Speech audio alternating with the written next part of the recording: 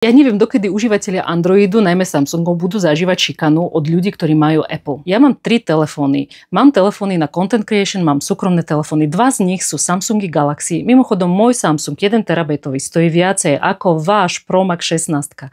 Ďalšia záležitosť je tá, že to vôbec nie je pravda, že len Apple zariadenie majú bonitní klienti. Čiže keď cielite reklamu, tak si vyberáte iOS zariadenia. To sú častokrát generácia Z, ktorá si požičiava, respektíve má na splátky a tak ďalej. Takže wannabe rich, mnohí majú Apple zariadenia. A to nehovorím o tom, že staršia generácia napríklad, ktorá má Apple zariadenia, nevie pracovať ani s 20% potenciálom toho zariadenia. Pre mnohých je to čisto statusová záležitosť, že hľa, ja mám 16 Pro Max, akože som závodov, really, teraz v 24.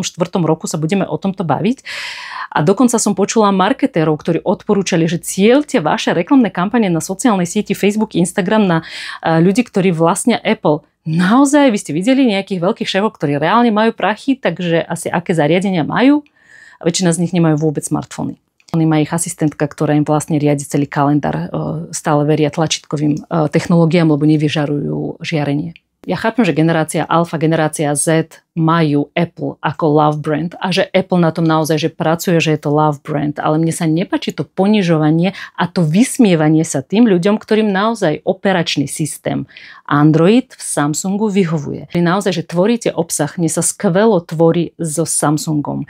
Najvyššie jedna z veľkých výhod je, že pri Samsungu, pri Androide nemáte tie veľké Apple Service poplatky, ktoré aktuálne môžete zažívať, keď využívate aplikáciu Instagram, Facebook alebo iné aplikácie a platíte si odber na pravidelnej báze alebo chcete si spustiť reklamu, tak tie poplatky vás veľmi rýchlo presvedčia o tom, že na množstvo užívateľských, telefonovacích fičúrí vôbec nepotrebujete najnovší Apple. Ja chápem, že bublina marketérov, bublina podnikateľov, že proste sa to žiada, že áno, že je to statusové, je to pekné a mnohí naozaj milujete operačný systém, je prepojený s vašim počítačom. Ale pokiaľ nemáte vystavaný celý ten ekosystém na Apple zariadeniach, tak je úplne v poriadku mať Samsung a poprosím nevysmievať sa tým, ktorí ho majú a ktorí ho používajú. A moje hlásenie môžeme končiť tým, že mi napíšete, aké zariadenie používate vy v komentároch, ktoré máte radi. Najčastejšie používam práve Samsung Galaxy zariadenia, pretože mi maximálne vyhovujú na tvorbu obsahu. Dia zaostriť idú, aj keď je -20 alebo je +80. Neprehrieva sa. Môžem vysielať live a procesory to zvládajú. Mám mŕte úložného priestoru. Nedoplácam nič navyše.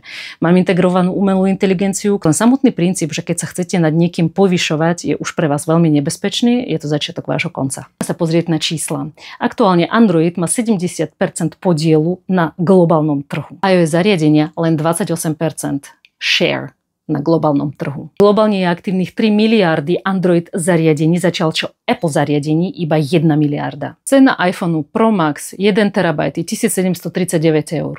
Cena môjho 1 terabajtového a milovaného Samsung Galaxy je 1809.